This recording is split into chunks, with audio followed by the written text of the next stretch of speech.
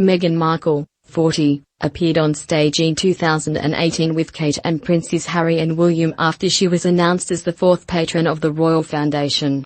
But the Duchess of Sussex stole headlines from Kate when she discussed female empowerment, a royal commentator has claimed. Christine Ross noted that the project she described as Kate's brainchild also had personal family links. Speaking on Us Weekly's Royally Us, Ms. Ross said, "Kate had really spearheaded that project. It was really her brainchild from her experiences and her work. Especially very personal experiences with her brother James, who suffered from clinical depression." Meghan gave some remarks and sort of shifted the narrative. "I don't want to say stole in an aggressive sense, but stole the soundbite." The headlines were then about Meghan speaking out about women's empowerment when headlines needed to be about Kate's mental health project.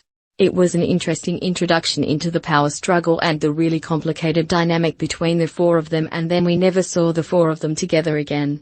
Royal biographer Tina Brown has since claimed Meghan took up a majority of the airtime. Writing in her new book, The Palace Papers, Inside the House of Windsor, The Truth and the Turmoil, she said, with blithe proprietorship, she deployed an issue that was not even on the Foundation's docket, women's empowerment, then at its fervid height with the acceleration of the #MeToo movement. Women don't need to find a voice. They have a voice.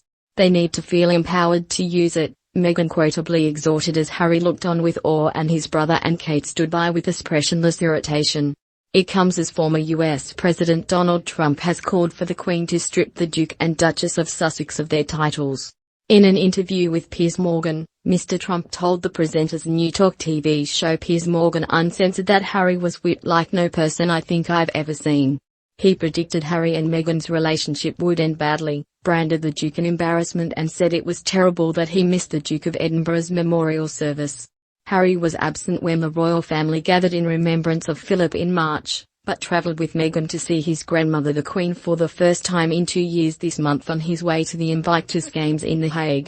Princess Anne had pressed scared to ask simple question on outing video. Meghan and Harry need to keep royal branding to ensure relevance. Analysis. Dr. Scholler hits out at royals as she demands reparations. Insight. In a later interview with NBC's Today Show, Harry appeared to issue a veiled warning to those closest to the Queen, saying he wanted to make sure she was protected and had the right people around her. Mr. Trump, who first met the Queen for tea at Windsor in 2018, said of Harry and Meghan's Megxit saga, "The only thing I disagree with the Queen on, probably one of the only things ever, is that I think she should have said, if that's your choice, fine. But you no longer have titles, you know." The American billionaire added, "I want to know what's going to happen when Harry decides he's had enough of being bossed around. Or maybe when she decides that she likes some other guy better. I want to know what's going to happen when it ends, okay?" He suggested, "I predicted almost everything. It'll end and it'll end bad."